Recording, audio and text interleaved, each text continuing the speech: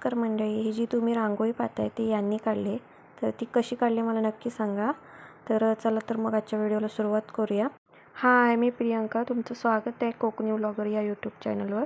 तर इथे छकुली, तिला संध्याकाळी जे कपडे काढून आणले होते धुतलेले, तिला त्याचं घड्या घालायला सांगितले होते. म्हणजे मी तिला काहीच घडी कशी घालायची वगैरे काहीच शिकवलेलं नाही आहे. ती मी रोज घडी घालताना बघते आणि ती बघूनच शिकते. तर तिला टी शर्ट घालायला घेतलं होतं तिने तिचा घडी, तर तो काही जमत नव्हता. तिने 2दा-3दा ट्राय केला पण काही जमलं नाही. मग शेवटी तिला मग रुमाल वगैरे दिला हे करायला, घडी घालायला. तिने व्यवस्थित एकदम परफेक्ट घडी घालून घेतली. तुम्ही बघू शकता व्हिडिओमध्ये.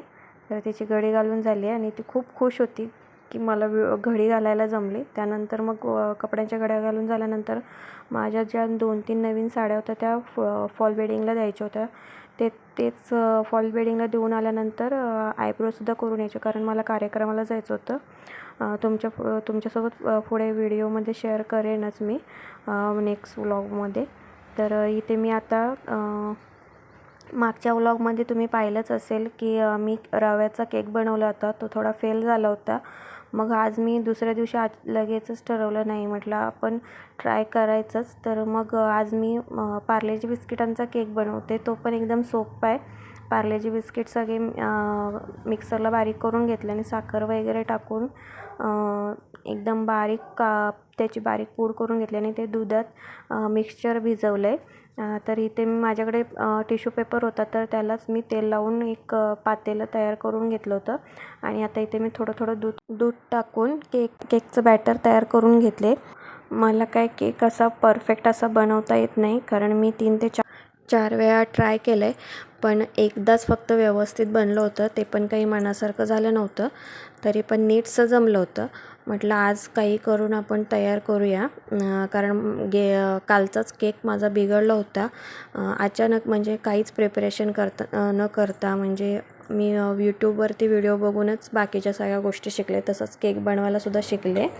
तर काय व्हिडिओ वगैरे व्यवस्थित बघितली नव्हती. मेजरमेंट माझं बहुतेक चुकलं आणि सोडा वगैरे पण कमी झाला, त्यामुळे कालचा केक नीटसा फुगला नाही. पण आजचा केक खूपच छान झाला होता आणि दोन्ही मुलांनासुद्धा खूप आवडला. त्यांनी एकदम मन भरून खाऊन घेतले आणि पोट भरून. तर इथे मी आता केकचं बॅटर वगैरे सगळं तयार करून घेतलं आणि त्यात माझ्याकडे मी परत एकदा तुटी फ्रुटी घेऊन आले होते. फक्त एकाच कलरची मिळाली, मग ती टाकून दिली आणि एक 10-15 मिनटांनी केकला पुन्हा एकदा मी दुसऱ्या गॅसवर ट्रान्सफर केलं. आधी मीडियम गॅसवर केक शिजवून घेतला 10 ते 15 मिनटांनी. त्यानंतर मग आता पुन्हा लो मीडियम गॅसवर शिफ्ट केला आहे केक, म्हणजे कुकर. आणि तो तिथे मी 10 ते 15 मिनटं शिजवून घेतला आणि इथे माझा केक तयार झाला आहे. तरी मी 2-3 वेळा चेक केलं, पण नीटचा शिजला, म्हणजे केक तयार झाला नव्हता.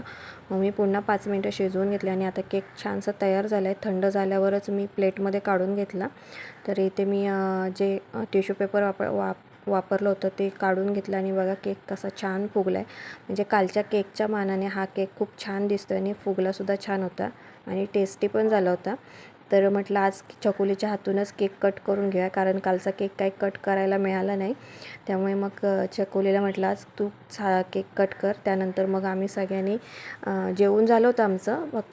केक तयार केला आणि तोच खाऊन घेतला थोडा आणि अर्धा जो शिल्लक होता तो शनिवार असल्यामुळे दुसऱ्या दिवशी श्रेयांच्या स्कूलमध्ये द्यायचा होता. तर मी तो व्यवस्थित नीट डब्यात भरून ठेवला आणि त्यानंतर मग किचन वगैरे क्लीन करून घेतलं. तर तुम्हाला आजचा व्हिडिओ कसा वाटला मला नक्की कळवा. बाय.